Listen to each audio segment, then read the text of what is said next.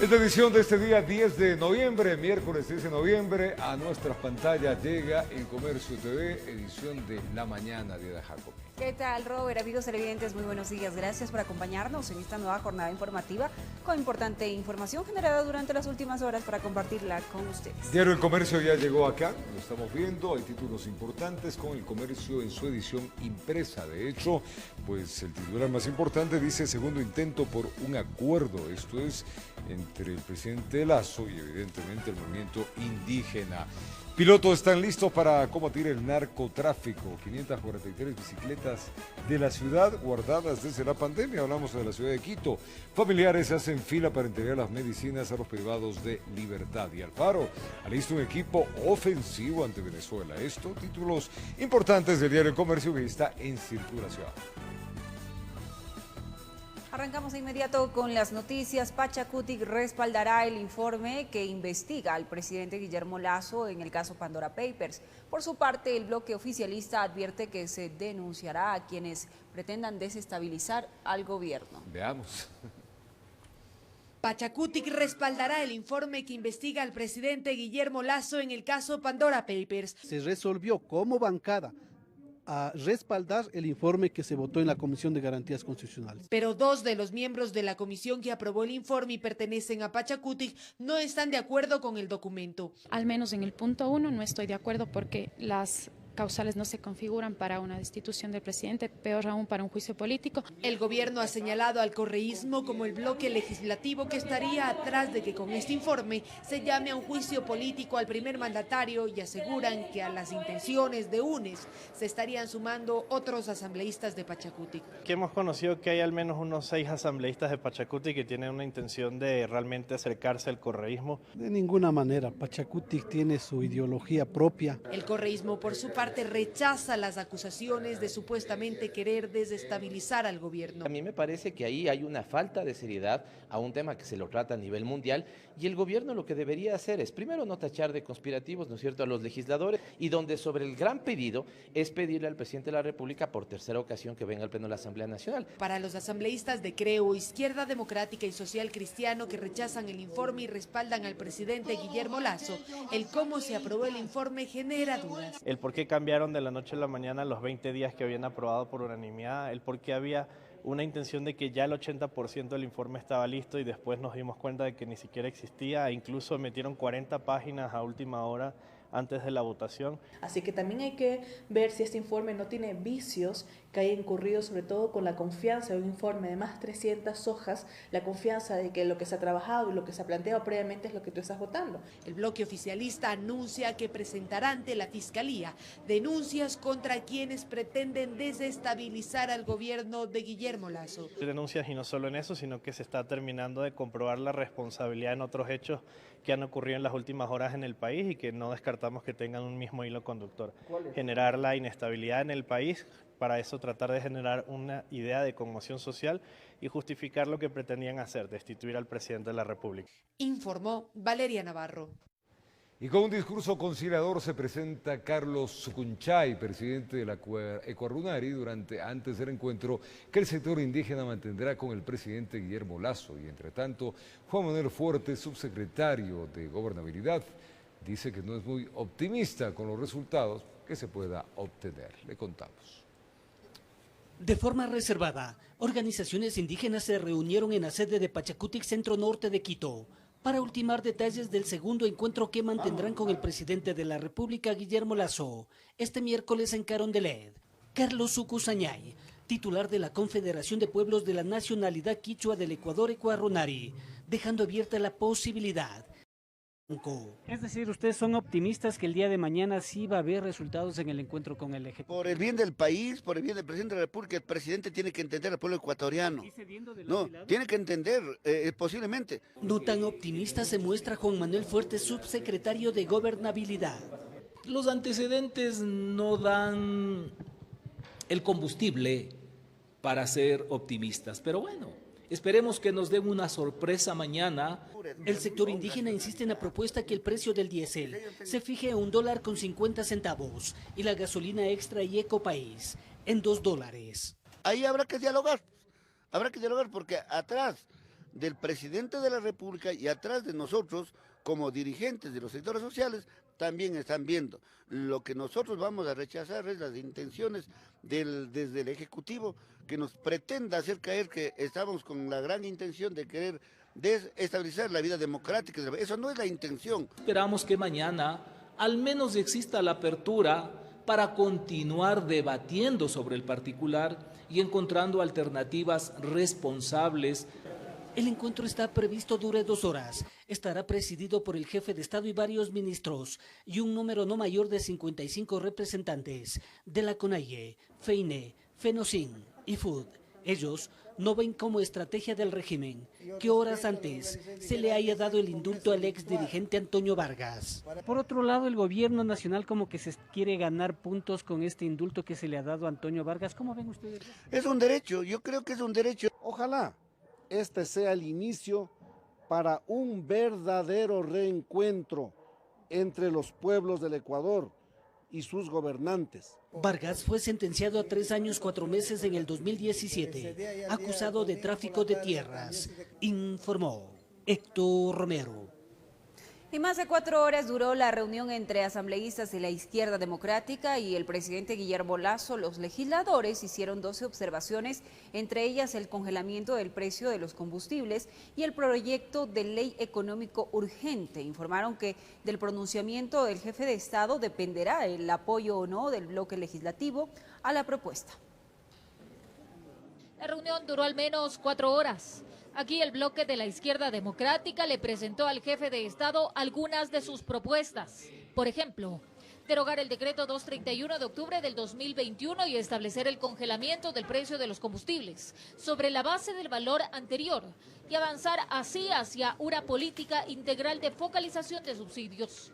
Que hoy hemos cumplido, en primer lugar, con la obligación como organización política de advertirle al señor presidente de la República y a su equipo de trabajo de las complejidades que puede vivir la sociedad ecuatoriana si el gobierno no toma una medida al respecto del último incremento en el precio de los combustibles. Otro de los temas tratados fue la proforma presupuestaria, que según los legisladores de la izquierda democrática contempla una reducción a distintos sectores. A la educación en general y a la educación superior, a salud. Y es que este diálogo se torna clave tras el envío del proyecto de ley de sostenibilidad fiscal, del cual también tienen algunas observaciones. Hemos insistido en la propuesta de que la base con que se inicie este incremento en el cobro de impuesto a la renta sea desde los $3.500. Le pidieron al presidente Guillermo Lasso pronunciarse sobre estas propuestas en el sentido de que indique en los próximos días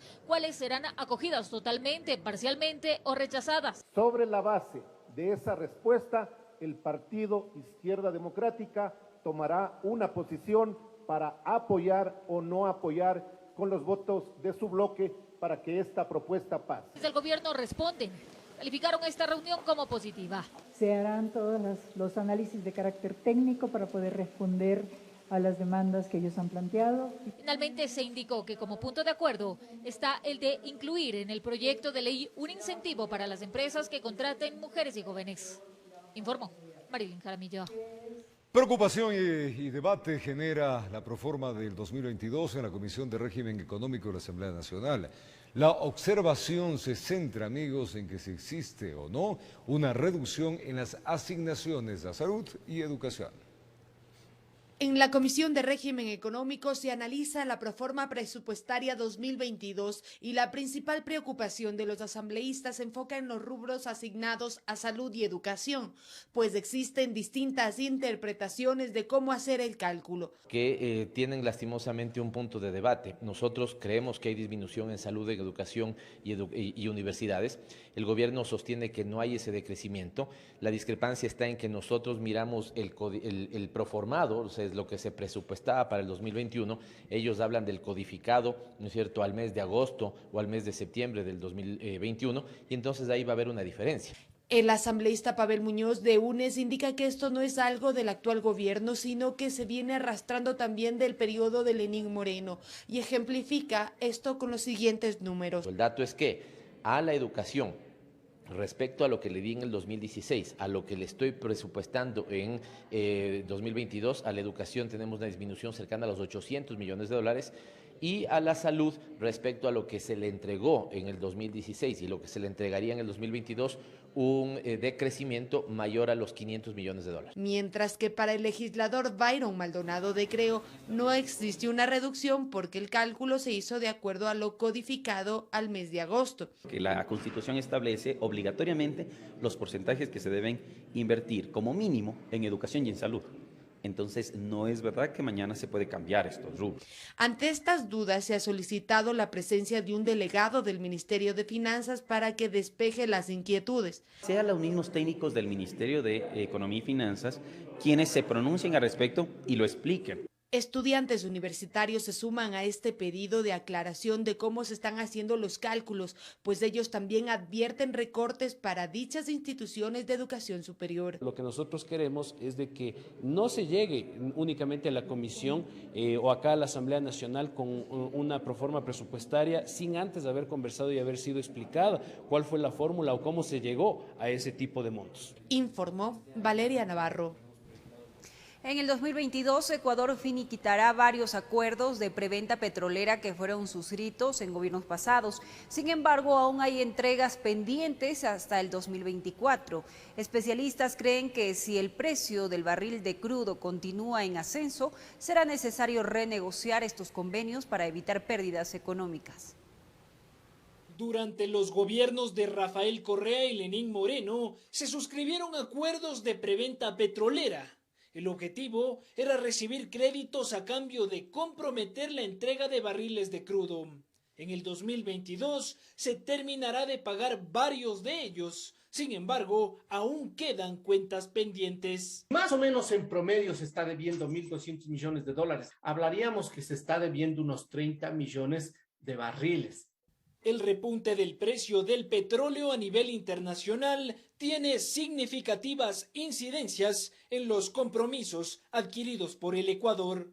No sabemos en estas últimas preventas de petróleo cómo se negoció. No sabemos esa condición, a qué precio se negoció, cuáles fueron las condiciones, y por tanto podríamos decir que si se llevó a un precio fijo de $40, estaríamos perdiendo. Analistas consideran que si las condiciones son favorables para el país, se debería iniciar una renegociación. Lo ideal sería, si ya se paga, decirles a los señores chinos y tailandeses, ni un barril más a ustedes, a menos que compren a precio de mercado. Expertos aseguran que los acuerdos suscritos con estas empresas fueron perjudiciales para el Estado. En los Estados Unidos consigue un préstamo al 4%. Y si usted da una garantía de petróleo, una garantía tan sólida como el petróleo, le pueden bajar al 2,5%. En cambio, los chinos y los tailandeses cobraban entre el 7,5% y el 9,5%. Una usura. Debido a estas irregularidades, la Contraloría determinó que los precios que debían pagar las empresas asiáticas al Ecuador por el crudo se fijaron sin sustento técnico alguno. Informó Álvaro Terán.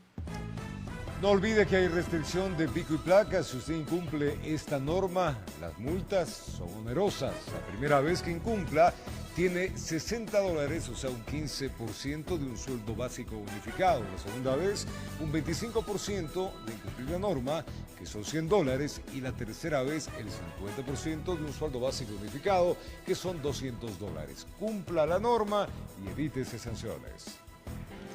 Y más adelante, en diciembre, inicia plan para medir la desnutrición crónica infantil en nuestro país. Al regresar, los detalles de esta y otras noticias.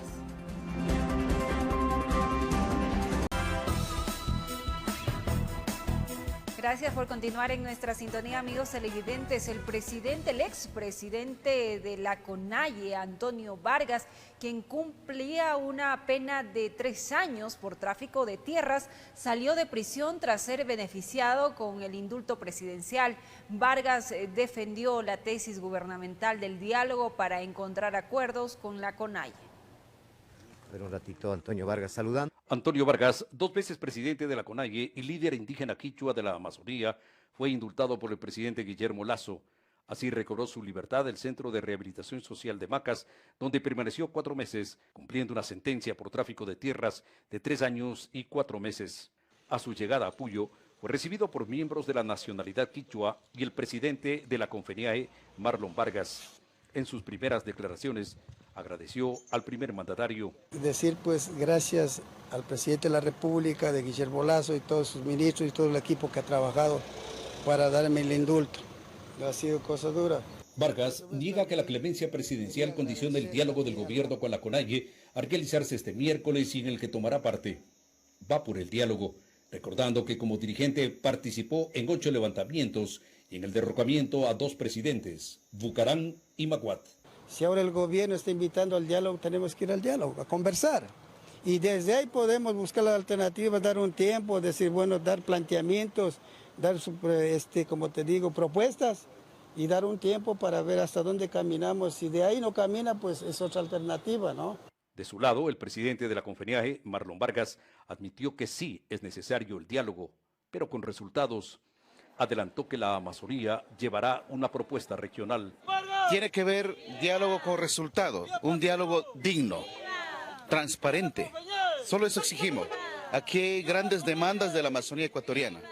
Pero el indulto presidencial fue rechazado por quienes presentaron la demanda en contra de Antonio Vargas y que lograron sea sentenciado en un proceso que duró 4 años. Y no puede ser justo que el mismo presidente de la República esté ratificando que está bien a los traficantes de tierras. Antonio Vargas calificó a su indulto como justo porque sigue declarándose inocente del cargo que se lo imputa como traficante de tierras relacionado con la posesión de hecho de los indígenas de la ex Hacienda Zulay, cerca de Shell, en Pastaza. Informó Edwin Fernández. Una segunda investigación a la campaña presidencial de Andrés Arauz fue abierta por la Fiscalía General del Estado relacionada al presunto delito de enriquecimiento privado no justificado. La indagación fue impulsada el pasado 11 de marzo de 2021 por el Movimiento Ciudadano Patria Sin Corrupción. Y el Comité de Ética del Legislativo calificó las pruebas de cargo y descargo dentro del proceso de sustentación en la denuncia contra el asambleísta Egner Recalde. Se estima que a finales de noviembre podría estar listo el informe para el conocimiento del Parlamento. Entre las pruebas presentadas constan certificados bancarios los cuales demostrarían que los funcionarios legislativos que trabajaron con el asambleísta Egner Recalde realizaron retiros para ejecutar los pagos solicitados por quien era su jefe. Ambos funcionarios retiraron del Banco Guayaquil en la misma fecha, el 1 de septiembre del 2021, los valores que han sido exigidos por el asambleísta a fin de realizar estas contribuciones. Algunos correos electrónicos también fueron mostrados como prueba de que existieron prácticas inusuales en torno al trabajo de los colaboradores de Egner Recalde, así como cobros indebidos mediante terceras personas. Tenemos también un correo electrónico que ha sido enviado con fecha 20 de junio del 2021 por parte de Alexandra Mayanquer a Carmen Calderón, con asunto de devolución de bienes. El abogado defensor del legislador Recalde justificó que tanto los estados de cuenta, cheques y datos del registro civil no son documentos pertinentes para fungir como prueba. Con esto no se justifica absolutamente nada. Por eso se convierte en una prueba impertinente. No vincula el hecho. Usted va, con el respeto que se merece a su estado de cuenta, retira $100, $1 millón, y dice le di al asambleísta. ¿Dónde está la prueba que le dio? Luego aparece el famoso cheque sin beneficiario. Esto se llama prueba prefabricada. Así también las pruebas de audio solicitadas a un medio digital indicó que fueron recopiladas de manera arbitraria. ¿Pero qué es lo que ocurrió aquí con los audios? Como baraja de 40 se lanzó a la prensa. ¿Ustedes creen que esos audios vienen a constituir realmente una prueba real, fehaciente, para encontrar la verdad? Estos audios fueron obtenidos de forma ilegal. Una vez calificadas las pruebas, el Comité de Ética se alista para recibir los testimonios de los involucrados en la investigación por supuestos cobros indebidos por parte del legislador Recalde. Se espera que el informe que pasará al Pleno esté listo hasta el próximo 25 de noviembre. Informó Javier Rosero.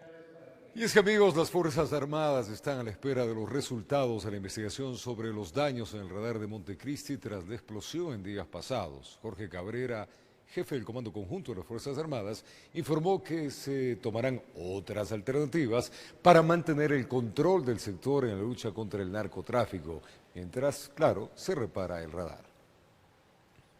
Nosotros estamos movilizando otro tipo de medios alternativos que tenemos a fin de poder cubrir lo que es este daño temporal del radar ha dejado de dar cobertura. Eso sí, quiero ser enfático en decir que Fuerzas Armadas continuaremos con nuestro trabajo a la lucha contra el narcotráfico, no nos doblegaremos. Por motivos de seguridad no le puedo decir exactamente, pero nosotros estamos ya disponiendo la movilización de ciertos medios que van a poder cubrir lo que al momento temporalmente está fuera de servicio. Pero reitero una vez más, seguimos en la lucha contra las amenazas que afectan al país para que podamos todos los ecuatorianos seguir trabajando en paz. Y el gobierno de Estados Unidos informó que apoya a Ecuador en la lucha global contra los efectos del cambio climático. En un comunicado, los representantes norteamericanos destacaron la intervención del país en la cumbre del cambio climático realizada en Glasgow.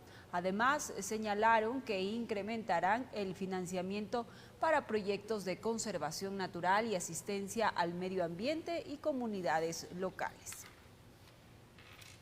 El 18 y 19 de noviembre se desarrollará el Foro de Inversiones Open for Business 2021. En el evento se presentarán proyectos públicos y privados con los cuales el gobierno espera atraer 30.000 millones de dólares en inversiones. La capital de los ecuatorianos será la sede del Foro de Inversiones Ecuador Open for Business 2021, a desarrollarse el próximo 18 y 19 de noviembre, en el cual el gobierno vuelca grandes expectativas de atraer recursos al país. El objetivo de todo este proceso que estamos iniciando ahora es poder tener proyectos de inversión por 30.000 millones de dólares. Durante el evento, que congregará inversionistas internacionales, empresas gubernamentales y empresas privadas, se presentarán más de 25 proyectos públicos en diferentes ámbitos. Como minería, hidrocarburos, energía, telecomunicaciones, vivienda. Tenemos entre los principales las hidroeléctricas, por ejemplo la hidroeléctrica Santiago, la hidroeléctrica Cardenillo, infraestructura como el viaducto sur de la ciudad de Guayaquil, diferentes carreteras. En este marco, el ministro de Producción, Julio José Prado, señaló que además le apostarán al sector agroindustrial. Y tenemos inversionistas que van a estar aquí en el Foro de Inversiones la próxima semana, que son los artífices de ese cambio en el Perú.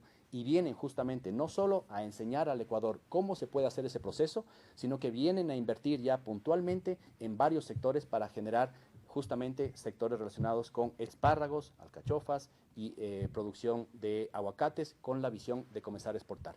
Finalmente, reconoció que una debilidad del país que ahuyentaría la inversión es la falta de seguridad jurídica. Por ello, garantizó que se impulsa la normativa que dé tranquilidad, no a corto plazo o para el gobierno de turno, sino a largo plazo. En el proyecto de ley se están incorporando algunos incentivos fiscales y tributarios tremendamente importantes. Cualquier nueva inversión que venga al Ecuador inmediatamente tendrá una reducción del impuesto a la renta de 3 puntos. Y cuando esas empresas quieran una protección adicional para sus inversiones, tenemos la figura de los contratos de inversión que se está reforzando y también se está abriendo para cualquier sector en la economía. El foro se desarrollará de forma presencial y virtual. En Quito informó Adriana Rojas.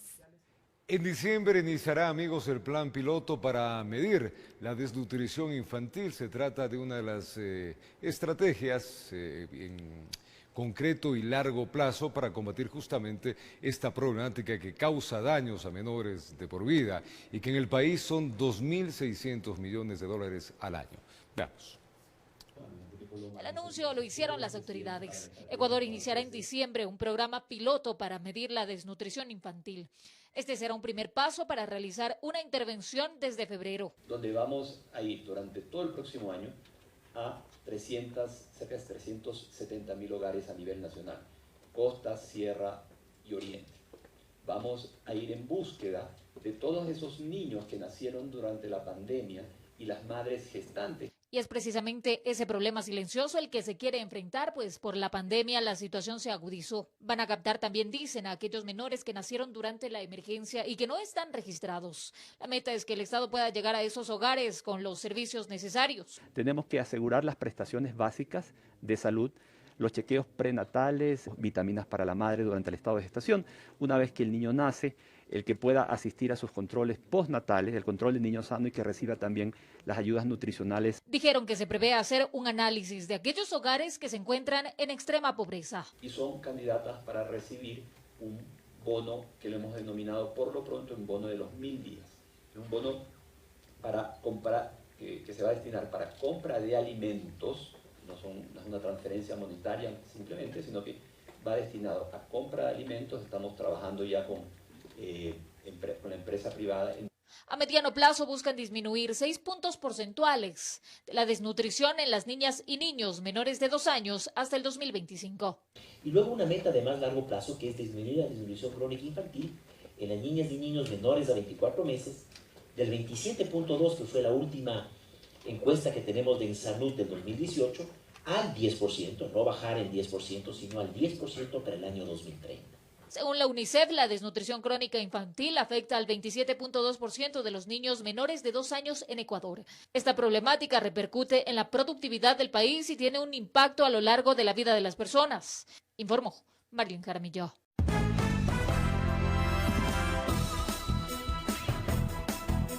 Gracias amigos por acompañarnos en este día miércoles. Provecho en el desayuno y continúan, Diana, los enfrentamientos en la penitenciaría de El Litoral. Así es, Robert. 2 reos asesinados y un herido ha sido el resultado de balaceras registradas en los últimos días en ese centro carcelario. El último incidente que dejó un reo fallecido se registró este lunes en el Centro de Privación de Libertad Guayas número 1. Falleció en el hospital producto de un proyectil perdido dentro de la penitenciaría. ¿Enfrentamiento entre bandas? ¿Qué pasó? Sigue lo mismo, enfrentamiento entre bandas. Se hablaba también que el fin de semana hubo enfrentamiento. Sí, prácticamente todos los días ha habido tiros, ha habido detonaciones. Y en total hubo 2 muertos y un herido este fin de semana, estos días. Por tal razón realizaron nuevos operativos en 6 pabellones.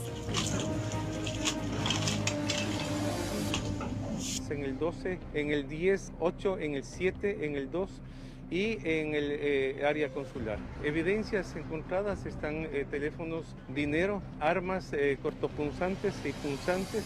Además, 6 cartuchos, 572 dosis de droga y 3 artefactos explosivos artesanales. Las unidades especializadas de la policía realizaron la destrucción mediante una detonación controlada. Son armas que posiblemente están ahí desde hace mucho tiempo atrás y que no han sido encontradas. Estamos justamente lanzando una estrategia nueva. Espero que en los próximos días se ejecute. La violencia que se vive acá adentro es muy sensible, así es que tenemos que tomarlo con pinzas, no podemos adelantar cuál estrategia vamos a implementar. De aquí también se manejan los crímenes, lamentablemente. Sí, así se dice. Estamos trabajando en todo esto, estamos mejorando inteligencia penitenciaria, estamos mejorando lo que es la coordinación entre las fuerzas que intervienen aquí. El director del SNAI también se refirió al video que se viralizó en redes sociales, en el que se observa a un grupo de hombres libando y que, de acuerdo a la publicación, habría ocurrido en el pabellón 6 de la penitenciaría. Hay que verificar en qué tiempo se hizo, sería de investigar, porque no se puede identificar realmente el lugar. A nivel nacional, en lo que va de este año, han sido asesinados cerca de 265 internos en los centros carcelarios del país, informó Roselena Vázquez. En la provincia de Los Ríos, Quevedo es el cantón más violento, según la policía. Esto se debe a un enfrentamiento entre bandas que, pese al estado de excepción, continúan generando crímenes. Un balance de la policía a menos de 10 días de que finalice el estado de excepción sería favorable. Bueno, estamos realizando operativos constantemente, operativos ordinarios, operativos extraordinarios, operativos conjuntos con Fuerzas Armadas, con Tránsito, con Fiscalía. Muchos se preguntarán cómo, si la provincia de Los Ríos es noticia constante por sus muertes violentas. Esto, según el coronel William Martínez, se debe a un enfrentamiento entre bandas, choneros y lobos que tienen para sí territorios en Los Ríos, especialmente en Quevedo. Lamentablemente fallece una persona la semana pasada, el día jueves, miembro de los choneros, y luego en represalia de eso viene ya un sinnúmero de atentados en contra de las organizaciones. Fallece una persona de un grupo y vienen las represalias por parte del otro grupo. Muchas de las víctimas son ciudadanos con antecedentes judiciales. Dentro del estado de excepción se contabilizan 20 muertes violentas. La cifra de delincuencia común, tal como observamos en videos de redes sociales, han aumentado, al menos así lo revelan las estadísticas del ECU 911 Babahoyo. Actualmente se ha ido incrementando algunos indicadores como robo a personas, robo a vehículos, robo a establecimientos comerciales, robo a motocicletas. Estos indicadores hemos visto que se han disparado en estas últimas semanas. El estado de excepción finalizaría el próximo 18 de noviembre. Hasta entonces, las fuerzas del orden pueden continuar unidos con su ataque contra la inseguridad. Desde Los Ríos, informó Odette Camacho. Delincuentes fuertemente armados asaltaron un comedor ubicado en el norte de Guayaquil. Según las víctimas, durante el atraco, los malhechores realizaron varios disparos.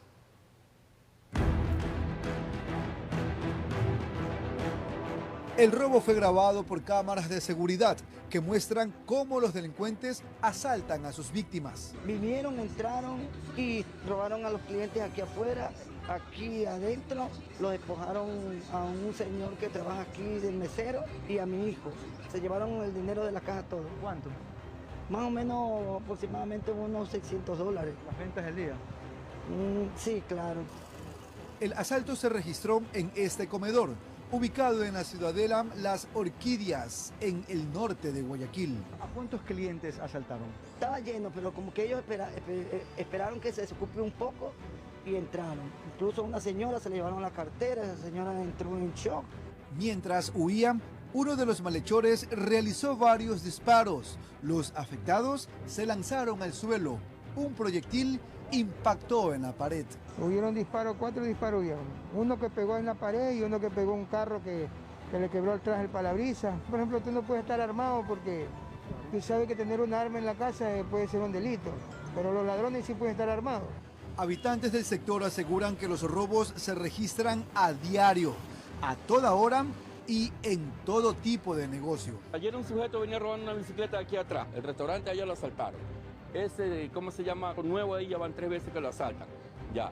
El local de acá también, del chino también. Hermano, es algo espantoso. No hay ahorita, no hay paz, no hay armonía, no hay tranquilidad en las Orquídeas. Al menos 6 hombres participaron en el delito. De momento no existen detenidos.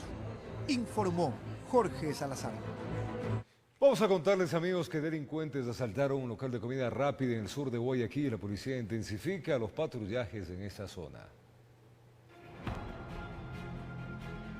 El video demuestra la rapidez con los que los antisociales actúan, no dejando oportunidad para la reacción por parte de clientes y dueños de locales comerciales. Esto fue un robo que quedó grabado en las calles Ambato y El Oro, sur de Guayaquil, y en instantes los sospechosos se llevaron objetos de valor y dinero en efectivo de este negocio de comidas rápidas. En el lugar, vendedores, habitantes, comerciantes y demás aseguraron que se necesita más patrullajes, pues los atracos se dan constantemente. Han robado si me entera cualquier cosa, para acá a la vuelta. Y hay que cuidarse mucho porque la delincuencia está muy avanzada. Habían asaltado lo que son los clientes afuera. Siempre, de donde sea, está la delincuencia. Cerca del sitio hay otro punto en donde se venden alimentos. Dicen que todo ocurrió en cuestión de segundos. Hay que estar prevenidos, aseguran. La autoridad es que venga a patrullar por esta zona, por aquí, por ese Marcia del Oro. Sí. Porque igual hay robo. Igualmente hay robo, así también. Y que no hay que descuidarse, pues los amigos de lo ajeno dan ronda por el sitio. Hay que tener cuidado. Informó Julio César Sao. Sanciones, hoy estamos con pico y placa para el Distrito Metropolitano de Quito. Miércoles no debe circular placas 5 y 6, tanto motos como autos. Esto en horario de 5 a 10 en la mañana, en la tarde de 16 a 21 horas. Recuerde respetar la normativa. Hacemos una pausa y ya venimos.